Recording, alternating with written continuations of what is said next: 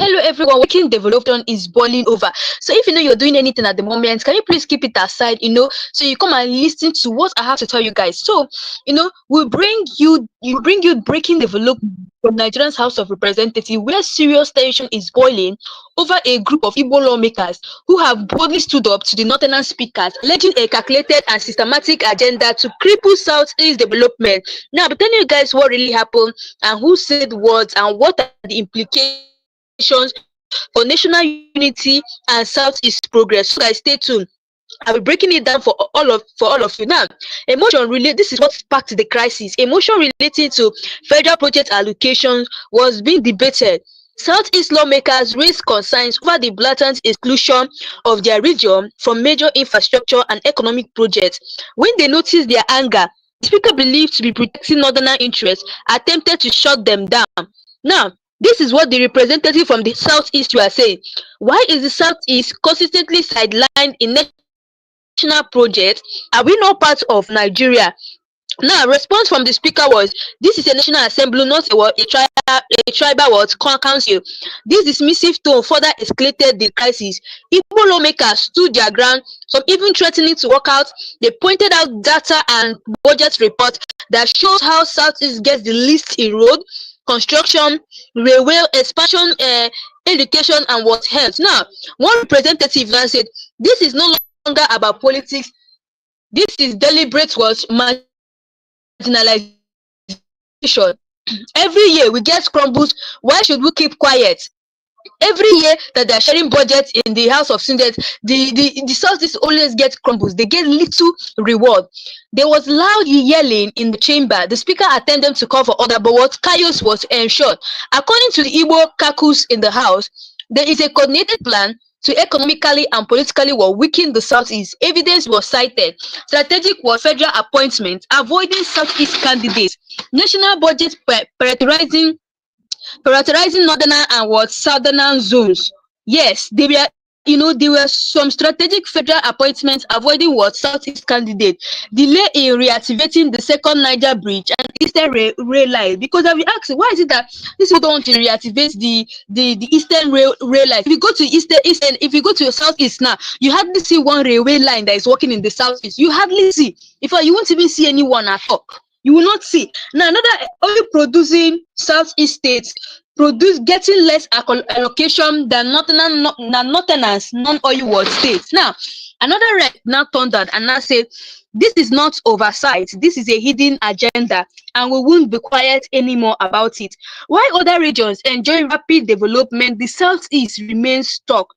Lack of federal universities, airports, underfunded roads, and dilapidated. Now, federal government promised industry parks and dry ports in Enugu and Aba have been suspended. Federal government projects in the north keep increasing yearly. This leaves us asking, how long will the Southeast to be treated as second-class citizens in their own country? Now, civil society groups in the Southeast praise the lawmakers for their boldness. Some northern representatives accuse the Southeast of being overly emotional. Online, Nigerians are divided. Some say the Igbos are right to protest. Others defend the speaker, calling it parliamentary politics. And so many people have been saying in social media that the truth is bitter. What the Igbos are saying is real. There is an agenda and it must stop. Tell me why every year, anytime they're sharing budget, the Southeast always gets the smaller version of everything that they're sharing. Now, these are likely things that will happen next. The Igbo calculus is demanding immediate review of project allocations, inclusion of all major development plans, apology from the speaker. They have threatened to boycott future sections if the injustice continues. So experts is saying this crisis could either trigger meaningful inclusion or deepen Nigeria's division further. Now, that's what you see. Mazi Nnamdi Kanu is always, saying that he wants to put an end to Igbo marginalization. Because of all these things, he wants to put an end to Igbo marginalization, because enough is enough. Tell me why the Southeast are always treated like second-class citizens in their own country. Just tell me why they're always treated like second-class citizens. Now, exposing the pattern of the budget injustice. The 2024 and 2025 federal budget shows that over 800 billion was allocated to Northwest for infrastructure. North Central got 520 billion naira. Southwest had 400 billion naira, including what coastal road expansion. Then Southeast just received 110 billion naira, mostly for projects that were not even was implemented. Now, projects in Enugu, Abia, and Ebonyi were repeatedly yearly, but never was executed, known as was recycled phantom god project. Now, a representative shouted, a Southeast representative shouted, "We are tired of seeing projects on paper and nothing on ground. Enough of the lies. We are tired of all these things." The role of the speaker in silencing Southeast voices. This was what he said. The speaker said that he interpreted Southeast reps more than others, refused to table petitions from Igbo communities, and appointed only Northern and Southwest representatives to strategic what House committees, example, work, defense, what, and appropriations. Some Igbos now accuse him of abusing the speaker's gavel to protect sectional what interest. Now, if the speaker can be neutral, he has no business presiding over a multi-ethnic what house. Abundant federal projects in the southeast, Enugu Onitsha Expressway only was partially completed. Second Niger Bridge politicized with soiling plans that could well limit access. Federal medical centers in Abakaliki and Nnewi is underfunded. Eastern Corridor Railway approved under Buhari but funded redirected to Lagos and Kano Rail. Now the youth are protesting. We deserve modern railways too. Not everything should go north. That's what they're saying. So the sabotage or the strategy. Now, some people are saying that this isn't just incompetence, it's a calculated plan to keep the Southeast politically weak, ensure economic migration to other regions, and prevent regional self-sufficiency. Yes. Now, if you marginalize a region long enough, you destroy its ability to demand independence or autonomy. The way they have marginalized the Igbos is so long. Now, the Igbos, they're not finding it difficult to demand independency was or autonomy. Now, some South and Middle Belt lawmakers expressed was solidarity. A representative from Delta State said what is happening to the Southeast today happened to us yesterday and may happen to others tomorrow. Call for a Southern bloc to challenge the Northern grip on National Assembly decisions. Some Igbos suspect this agenda is to weaken Southeast ahead of 2027 elections by keeping the region undeveloped. Voter apathy increases, young people relocate, and political leaders are discredited. This is a long-term political war disguised as what budget decision. Now, would this divide Nigeria more? Yes, because rising anger in the southeast could lead to calls for regional autonomy, more support for Biafra-related agitations, youths losing trust in what the democratic processes. Now, when people feel excluded by the state, they seek alternatives, and that's the dangerous part. For the fact that they have marginalized the Igbos and nobody is saying something about it, before you know it now, you'll start looking for alternative. Yes, that's the in fact, when people feel that they have been excluded, and they start seeking for alternative on how to, make sure that they are also recognized. That is a very dangerous part that the federal government does not know. Now, what can be done now? Southeast lawmakers propose, a development commission for the Southeast, legal action to challenge budget discrimination, constitutional reforms to make federal allocation more equitable. Igbo youth groups also vowed to start a nationwide sensitization tower, petition international organizations about the marginalization. Now, voices from the ground. The voice pop clips or paraphrase opinions from market women in Aba. They say we pay. This is what market women in Aba were saying. They say we pay tax, we vote, we deserve project. Now students in Nsukka are saying why must we go to Lagos to find jobs? And traders in Onitsha saying they want us poor, so we can't ask questions. Now some governors silent and others cautiously supportive. Honest Ndigbo issued a statement. Say the current setup, this is what he said. He said the current setup of a National Assembly and federal budget shows clear signs of apathy style governance. Now, human rights groups abroad begin, to take note, because this is what this was the reaction of people abroad. The human rights group abroad begin to take note. South diaspora leaders petitioning U.S. Congress, EU Parliament, UN Human Rights Watch Council. Now, expectation expert, the person said Nigeria must be held accountable for institutional marginalization and regional injustice. Yes, this crisis in the House of Rep is more than noise. It's a symptom of a deep and dangerous wound in Nigeria's unity. If ignored, it could explode. It's addressed with justice, it could heal. But would they listen? No. So guys, there's this normal ritual we normally do in this channel. Please do well to type in the comment section Freeman Nnamdi Kanu, and also justice delayed is not justice denied. We actually use this platform agitate to agitate for the release be released. So guys, like I always tell you guys about this, the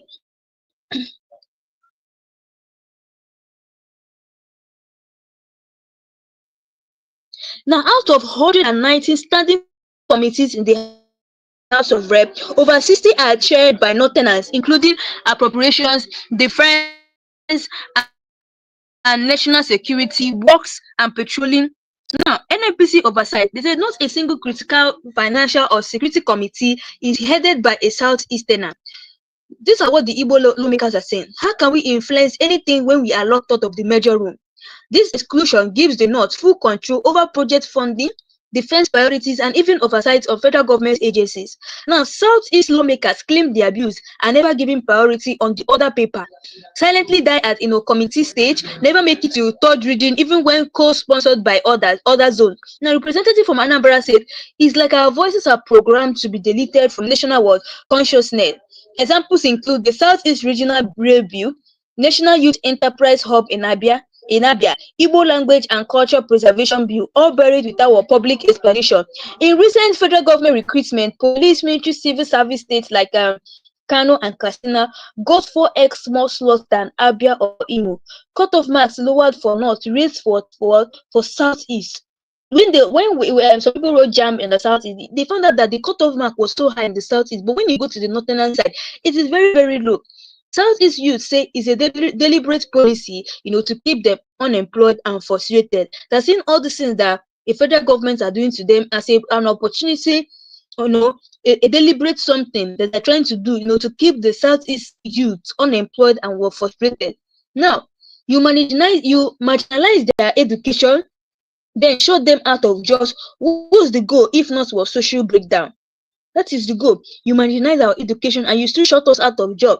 If you come to the Southeast, you can see that a lot of people who are graduate that couldn't even find a job opportunity for themselves because of the way they are marginalizing the Igbos.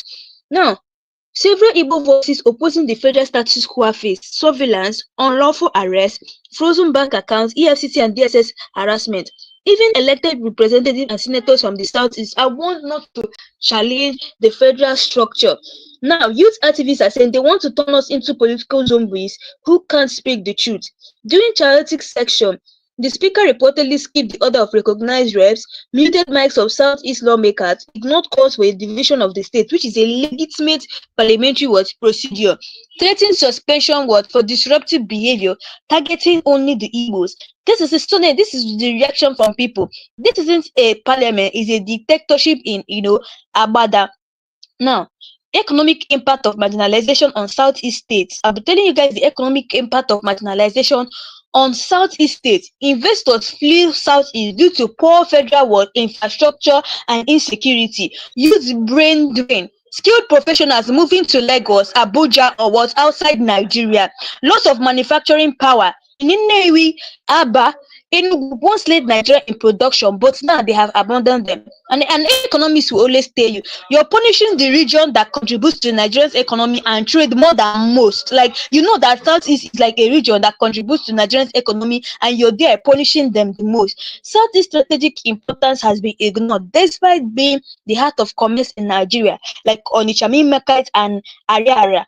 A region with the highest literacy rates, having low crime rates in rural areas, it receives the lowest strategic investment from federal government. Now, public policy experts, if this isn't political punishment, what is it?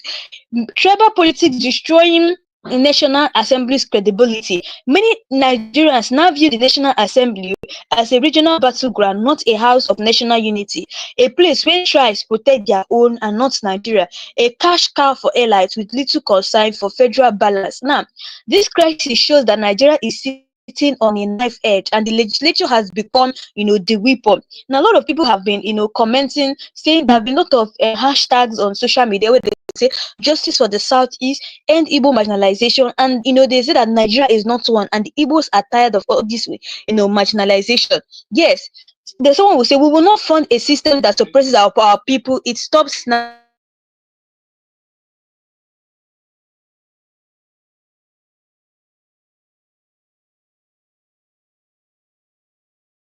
started.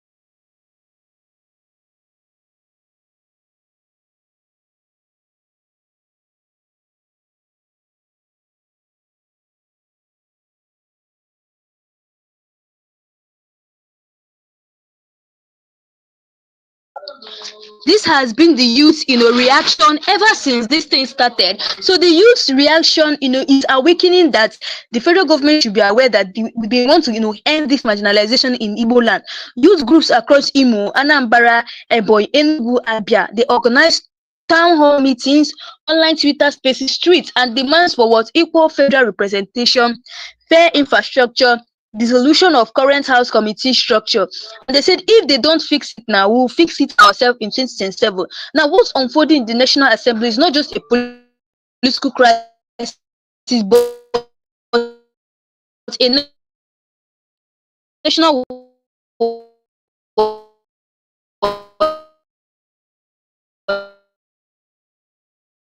identity test deeper into the Igbos assist and Nigeria must listen because they're actually tired, of this of marginalization. And if care is not taken, honestly, if care is not taken, the Igbo people are going to stage a very violent protest in Nigeria. Yes, they're going to stage a very violent protest, at least to attack the federal government. So at that time, the federal government's eyes will open and know that the Igbos are not playing. The Igbos will soon stage a very violent protest to to tell the federal government that we are not joking at all. We need to end this marginalization. Now, the historical roots of legislative injustice against Igbos. This is not new. The pattern started as far back as 1960s post-independence era. The Igbo lost key influence in national institutions after the 1966 coup. Northerners controlled military regimes, redesigned federal structures to lock Igbos outward permanently. They abandoned property policy and no victor, no vanquished no vanquished lie never truly ended the war. It just went underground. Now, Igbo elders, this is what Igbo elders are saying. They say they beat us in war, then punished us in peace. Now they silence us in politics. Now, strategic underdevelopment through deliberate neglect. Example, projects abandoned, Aba Dry Port, coal-powered energy station in Enugu, port in Onitsha with international potential, Aba Industrial Corridor Revitalization Plan, billions budgeted, project launch, work never started, funds rerouted to new projects in the north. This is economic welfare with pen and paper. Many wealthy Igbos and ex-governors in Abuja have gone mute, fear of losing contracts and appointment. That is why they are silent. Some actively side with the North for personal gain. Others refuse to speak out due to blackmail and political or threat. Now, you eat from our pain. You're worse than the oppressors. It's no longer an open tribal war. It was subtle. Budgets are weaponized, appointments are politicized, security decisions are skewed, judiciary is being titled. Instead of using guns, they now use laws, but the results are the same. The Southeast is bleeding. The case of Southeast explosion in security architecture. Out of all current service chiefs, none is from the Southeast. In DSS, NIA, police, and Southeast has almost zero representation in top 10 positions. Even in national defense, we are seen as strangers. Mental impact on Southeast youth, hopelessness and rage. Youth say they feel unwanted, used for elections, step up for failure, and the consequences of all this thing is surge in drug use, cultism, economic migration, rise in radical separatism.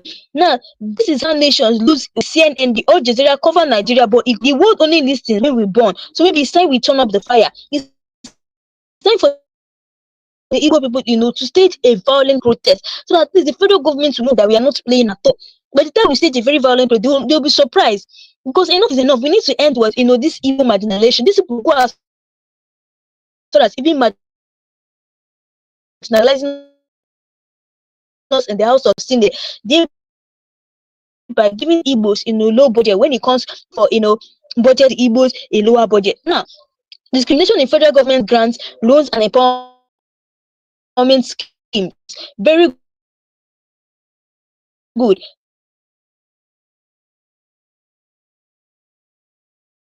Trade MP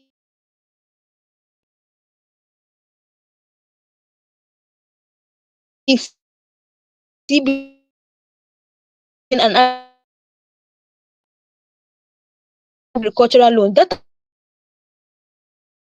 shows disappropriation distribution to northern zones. Southeast small business systematically was denied funding. Now, there was a time that they started loan, and they started giving loans to northern schools. Like if you're in the university, in a higher institution in northern side, there was a time that NEN fund approved for the northern zone. N fund gave loan, but guess what? They did not, before this is even as I'm talking to you guys, Southeast, yes, it was recent that they approved it for them. Just take for the Southeast, they will even say, well, yeah, at the Southeast, they started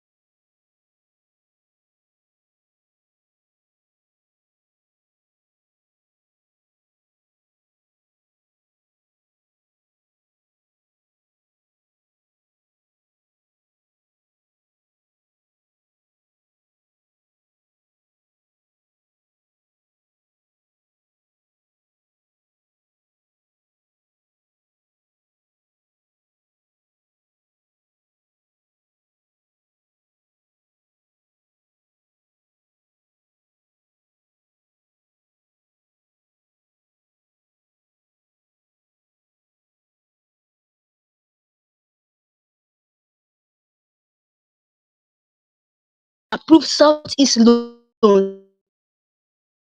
Southeast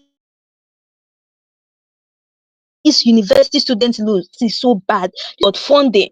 Now, but you guys the statistic of what I'm trying to say. In the North Center and Northwest, they got 65% of COVID-19 SME relief. Southeast only got 7%.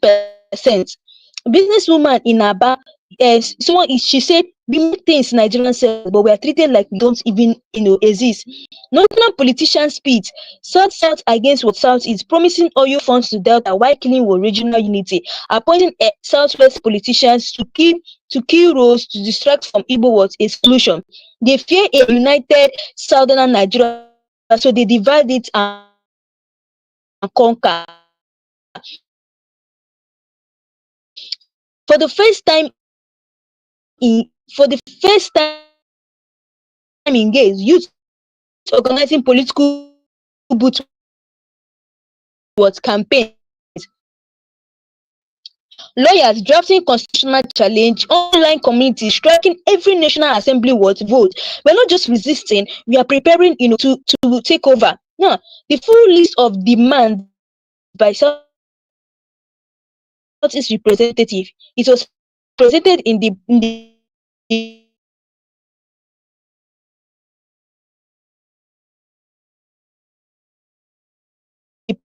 plenary. It says immediate reallocation of national budget with equity, restructuring of housing committees, inclusion of Southeast into sabotage with Southeast for fraud. They could be delusional people. Thank you, my brother. These people are so they're so delusional. They're so delusional. So please, guys, don't forget that there's a normal recheck we normally do in this channel. Please, I want you to type in the comment section free Nnamdi Kanu, and also justice delayed is not justice denied, because we normally use this platform to agitate for the release of Mazi Nnamdi Kanu, and also to tell the federal government that he's innocent. So please go ahead to type in the comment section, free Nnamdi Kanu. So guys, let us go on. Now, Igbo lawmakers' microphones muted and live on what national TV. During the House section, viewers watched live Israel. The camera panned away whenever an Igbo rep stood to speak. A representative from Enugu was visibly cut off mid-sentence while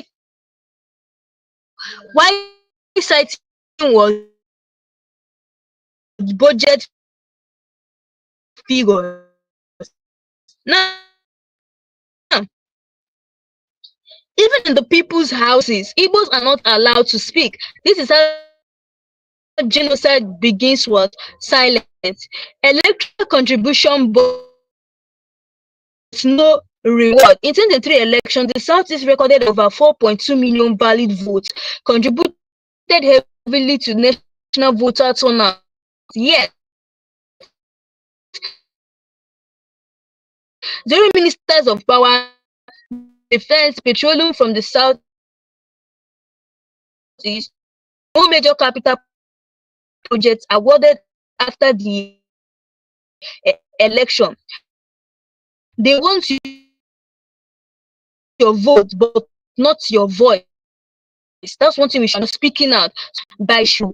But instead of punishment about the two-bed representative expressed alarm and a new alliance of marginalized zones to rewrite Nigeria's federal structure. Now, federal road project, a clear bias map. Visual data shows Northern Road funded 80% more than Southeast ones. Highway dualization projects in North got accelerated funding. Meanwhile, Enugu to Port Harcourt Expressway is abandoned. Aba Ikot Ekpen Road untouched for 5+ years. Umaya and Bende Ohafia was never funded. Now, the funds for Southeast projects are always withheld halfway. Ohanes Ndigbo released a statement urging a national conference on equitable with representation, immediate redress of budget allocation, passage of bills protecting minority ethnic rights in the legislature.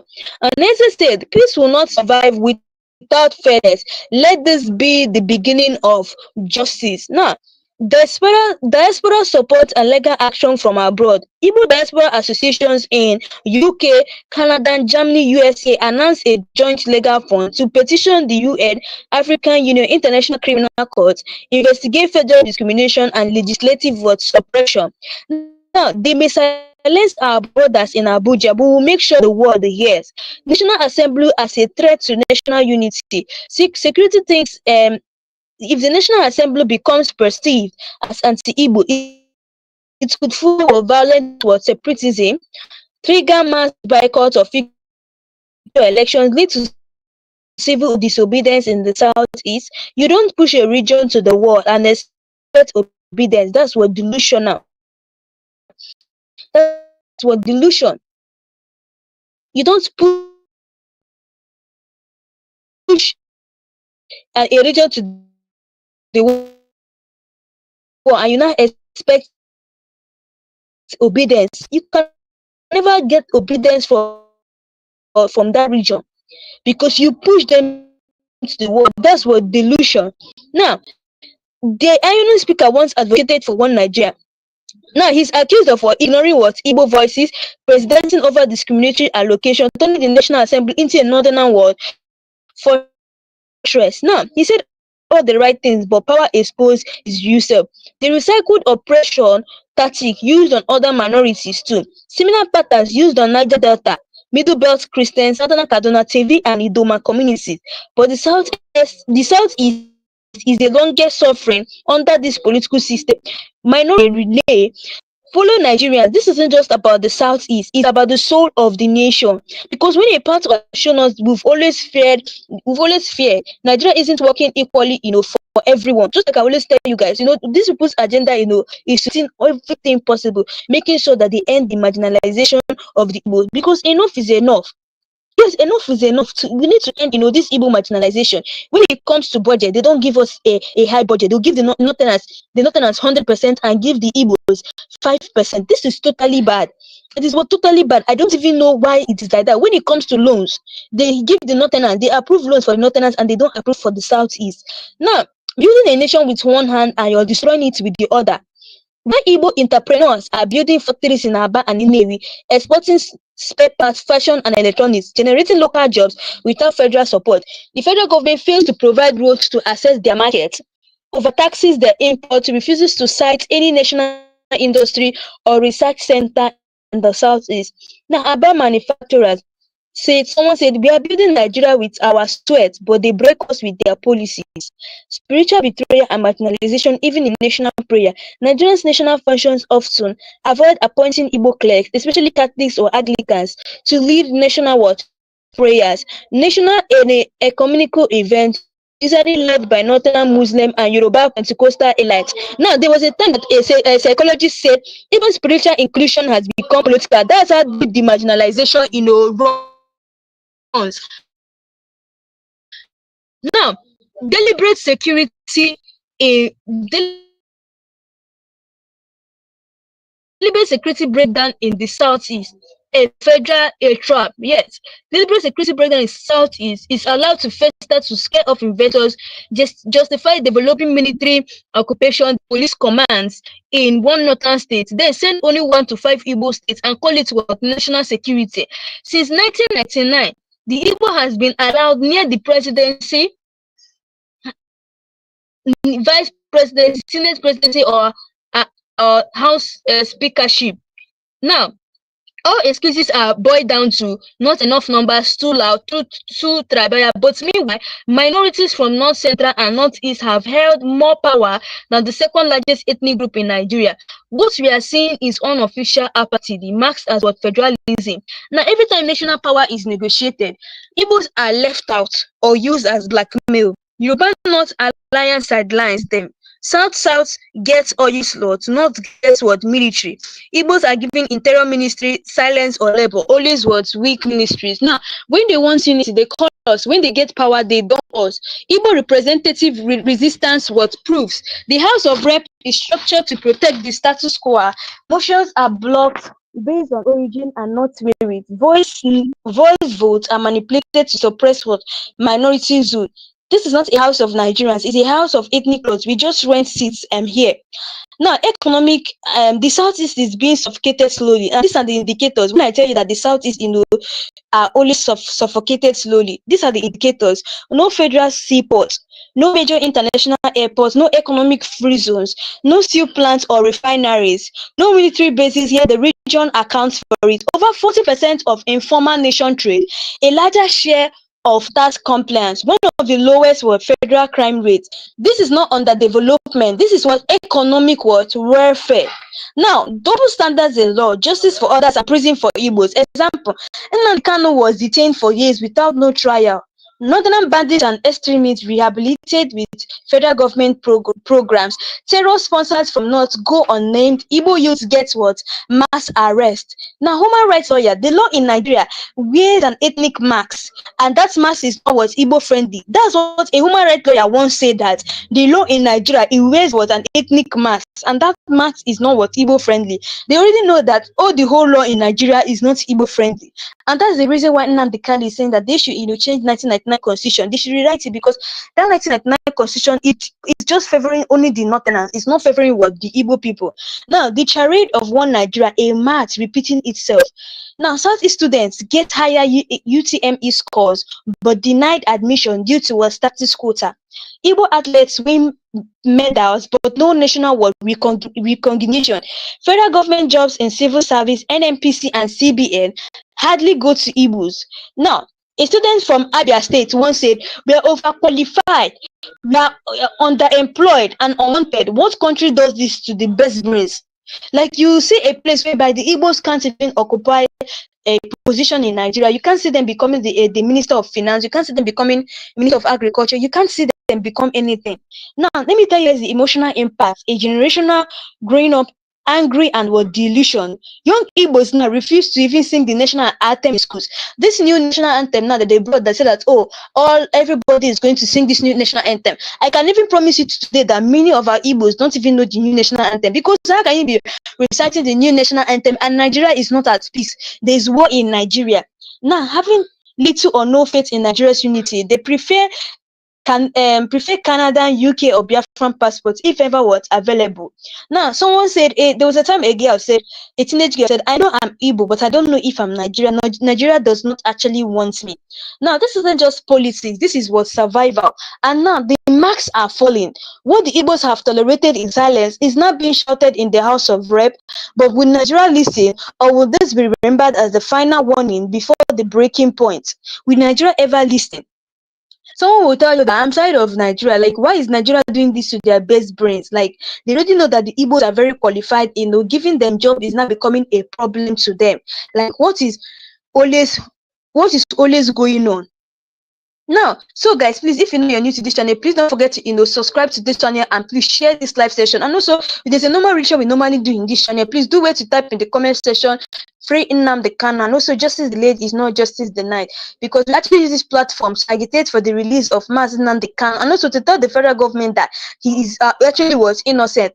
Now, the Southeast tax revenue is used to develop other zones, while Southeast contributes high import duties from Onitsha and Inewi traders, large personal income tax and customs revenue through Aba, Enugu, Port Harcourt, Axis. The money is channeled into the northern and southwest capital project, leaving the southeast infrastructure dead. Now, a tax analyst once said, "Is taxation without development?" The same thing Igbos rebelled against in 1967 is happening again in 2025. Trapping Igbos politically too ambitious, tagged used as weapon. Any Igbo politician that rises too quickly is tagged ambitious, accused of plotting division, sabotage from inside their own party, or offered crumbles to stay silent. Now, one representative in the House of Rep is exposed, and he said, they say let him wait. He's Igbo, he's not ready yet. Yet his northern colleague with less experience is made minister. So that's why yes, if you look at my last live section, I was talking about P2B. Yes, people were saying that P2B is not a qualified candidate, to be the president of Nigeria. And I kept asking myself, they will come and tell you that let him wait.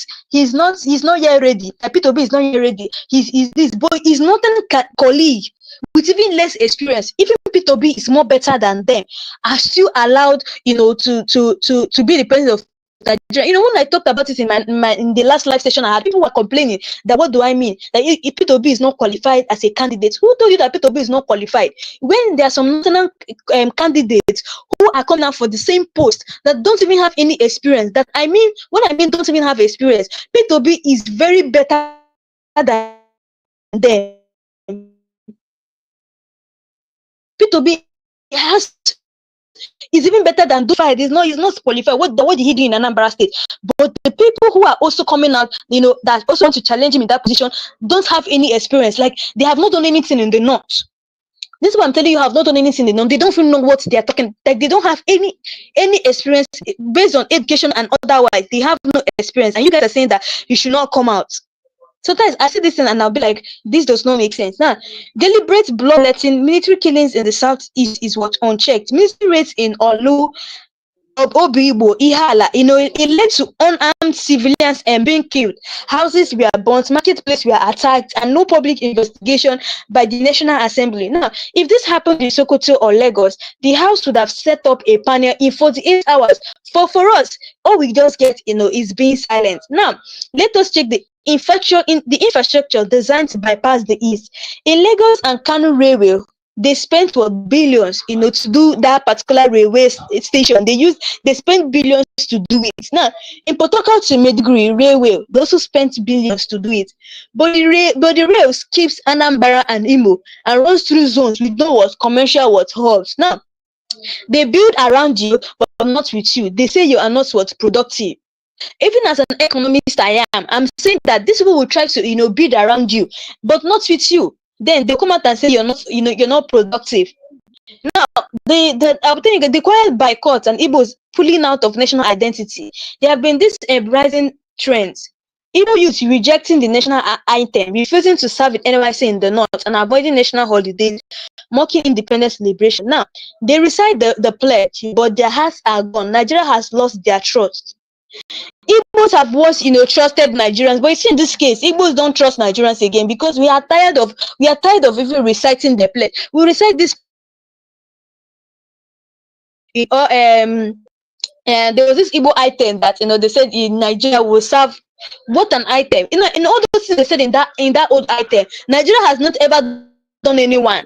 That's why I say that the Igbos have actually lost what trust. The Igbos have lost trust in Nigeria. Now, so state media complicity in silencing the reps crisis.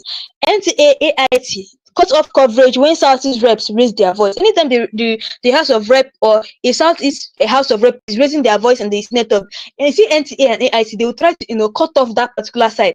Now, edited the report to frame them as troublemakers. No official statement aired on why the budget was grievance were ignored. Now, when the state owns the mic, it mutes who it doesn't like. Now, historical repeats in 1956, 1966, and 1975, the pattern still continues. In 1956, Igbo MPS demanded equal allocation, but it was denied. In 1966, Igbo officers led a corps branded tribalist, and in 2025, Igbo rep demanded inclusion, branded were rebellions. The problem is not the method. The problem is that the Nigerian system cannot tolerate Igbo what assertiveness. The unspoken rule: never let an Igbo man speak too loud. Southeast lawmakers now say the speaker turns off their mics too often. Igbo speeches are edited down in what Hansan records. They are wont to speak gently while debating northern what interest. Now, they want Igbos to whisper in a room when everyone else is shouting. No federal university of technology or medical school in core Southeast. While in the North has multiple federal universities. Southwest has institutions like FUTA, OAU, and UNILAG, and in the Southeast, they lack even one world-class federal government technology school. No federal teaching hospital with international status. Proposals for one in Abakaliki were killed in committee. Now, they kill tomorrow's dreams by starving today's what institution. The House of Rep now danger a zone for Igbo voices after the last confrontation. Whispers in NAS corridor say Igbos will be watched closely. Their motions won't be tabled easily. They must learn their place. Now, it's not a house of representative anymore. It's a house of repression. Do you see no more restructure or resist movement rises? Street protests brewing across Nsukka, Abuja, Onitsha, Olu, and all these chants include no budget, no peace, stop marginalization now. Let South East breathe. We're not asking for favor. We are demanding fairness, restructure Nigeria or what resist it. Now, time is running out. The final warning before will fall light. A respected plagueman once, he said Nigeria's foundation is cracking. If the rep's crisis is ignored, it will shake this nation harder than the Biafra war ever did. The Igbo rep have done their part. They raised their voice. Now the nation must choose, ignoring the cry for justice or answer before it becomes a scream of a separation. That is just it. And just like me, I always be telling you guys, you see, sometimes I ask myself, I don't even see any reason why she even be detaining Nnamdi Kanu, because everything he said about the marginalization of the Igbos, that is not what is actually happening. Yeah, that's what is actually happening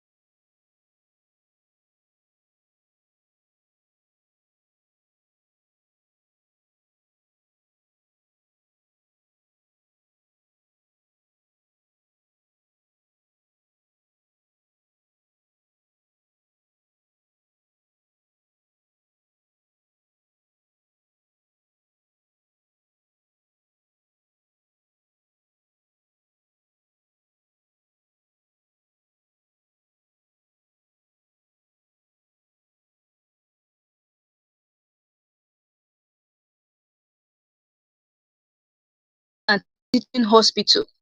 In Unizik, they receive less capital votes than their counterparts in North Central or Southwest. Kano finish was major medical engineering or research was facilities, leading to brain drain, and student was migration. Now, if Azikiwe were alive, he would weep at how his legacy is being starved to death. Deliberate bypass of Igbo industrial cities in National Economic Plans. National Economic Plan 2025 focuses on Kano, Lagos, Kaduna, and Ibadan, excludes Aba, Nnewi, Awka, Enugu, despite the manufacturing hub, skilled labor, exports was potential. The federal policy is this: reward zones that vote not, punish those that stand independently. Now, the speaker's office becomes a representative must go through the speaker's vetting, get blocked if it doesn't align with what federal priorities. Now, he acts like a king, not a speaker. You either praise the throne or you would stay silent. Now, North Southwest Alliance keeps Igbo lawmakers was isolated. Southwest representative votes with the North. Igbos are left alone despite being part of the South.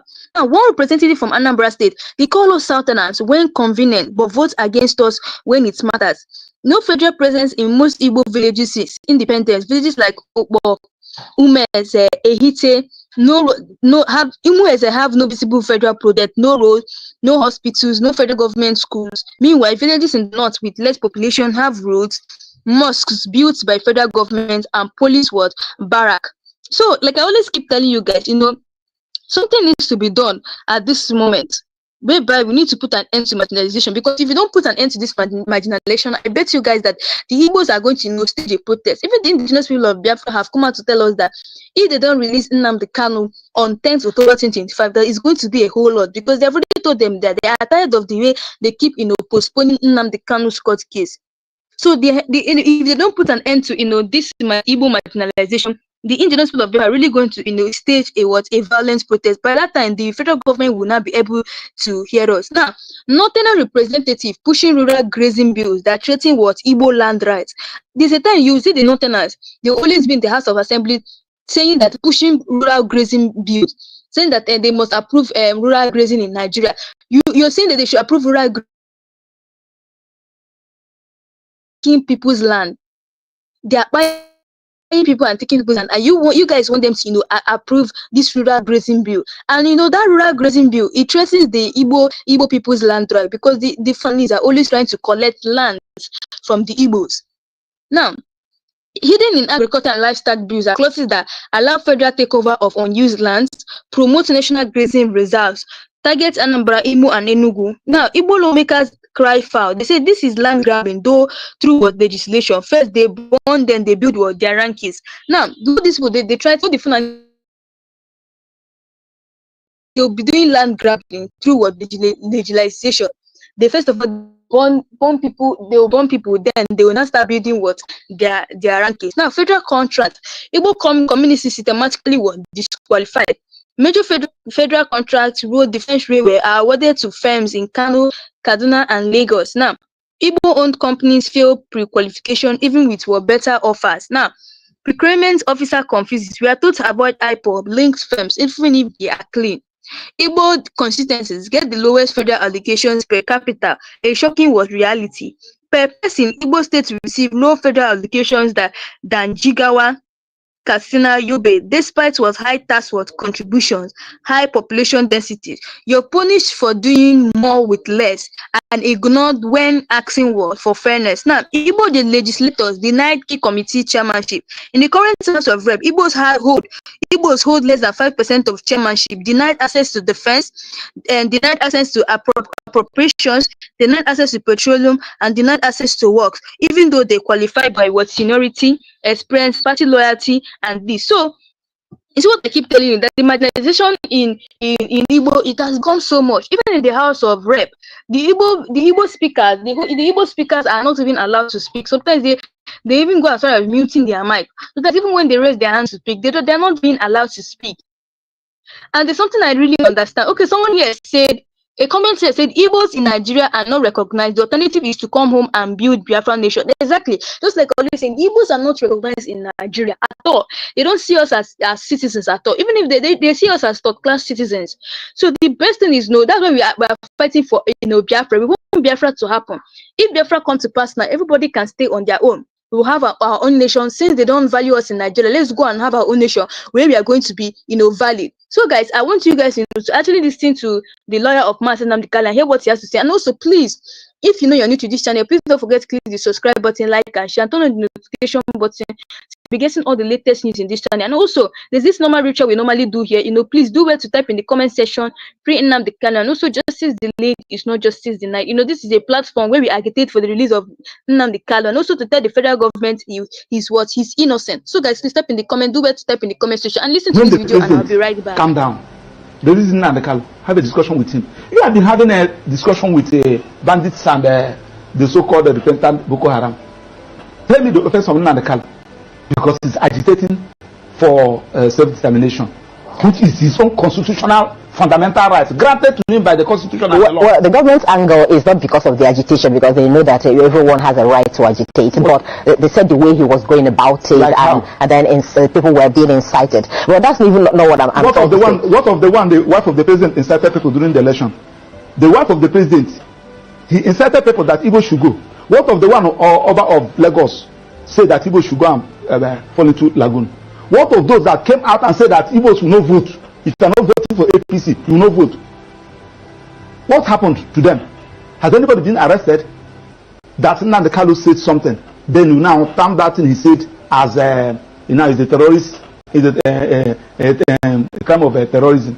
You charge him for terrorism.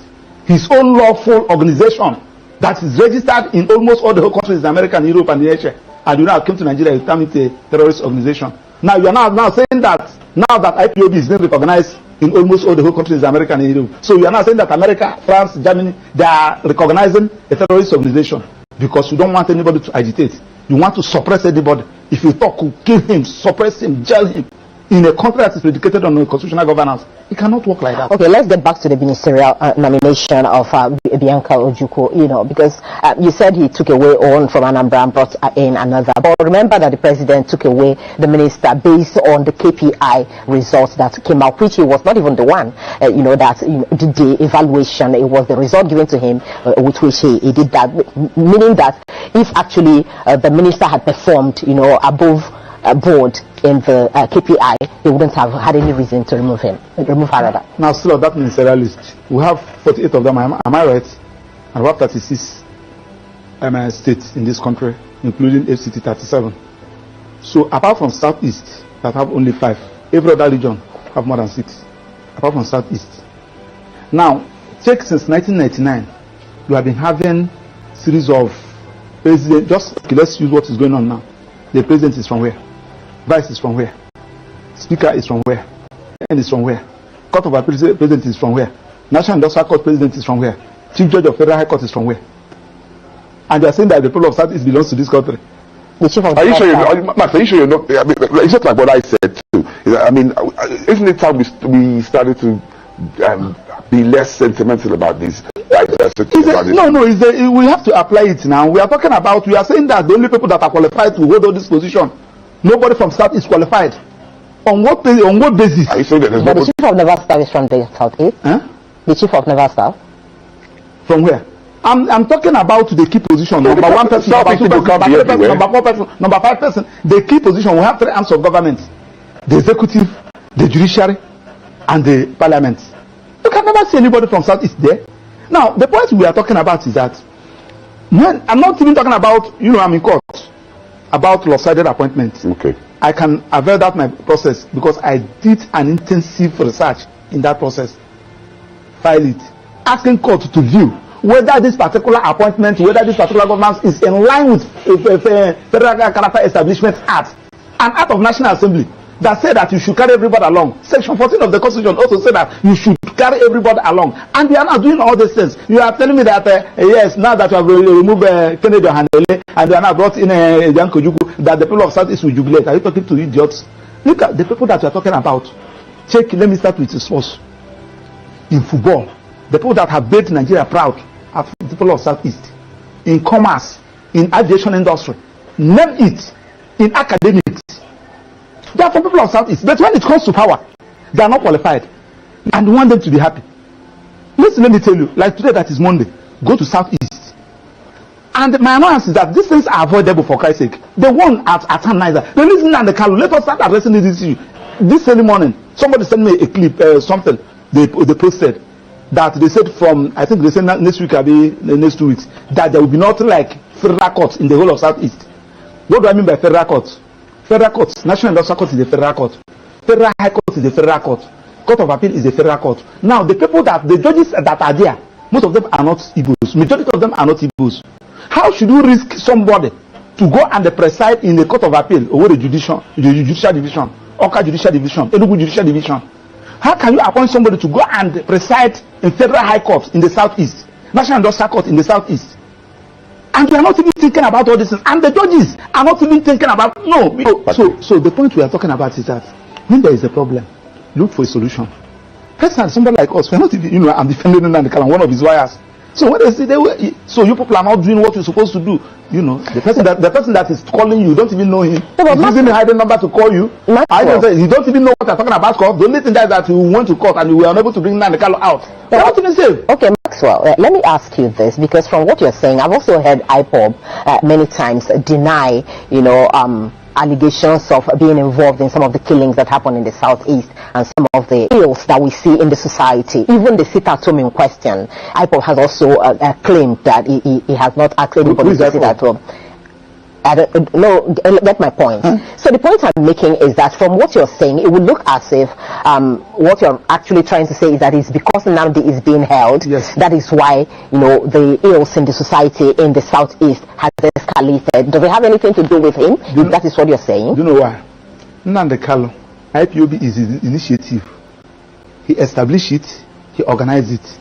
Now, when you now kidnapped him or abducted him, and unlawfully, because the Supreme Court have said that he was unlawfully brought into this country, and you kept him incommunicado, everybody on his own.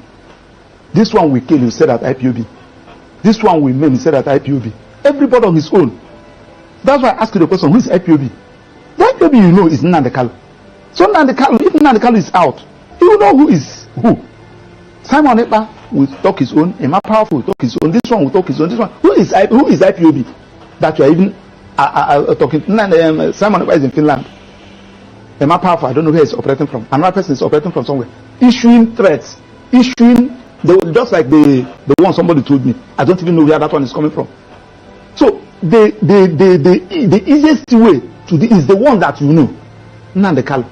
Then tell Attorney General, as he discontinue the charges against the president of Mieti Ala Kato, discontinue that of Showore, they are all terrorism. Tell them to discontinue that of Nnamdi, and allow Nnamdi to agitate. It is his right. I told you the other day. You see, that's where the problem is, really. The guarantee, that there will not be problems, even if Nnamdi is. Because you're saying allow him to agitate, and he goes about it the way he used to, like, the government have actually feared.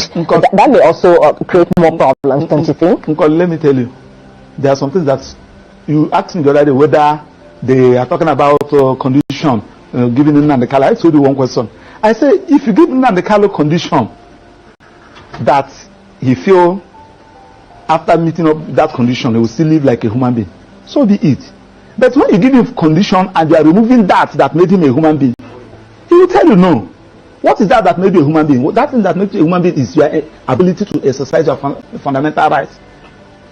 And when somebody said, now I'm going to employ you here, I will be paying you $500,000 every month, but you will not talk, you will not move out, you say, do away with your job.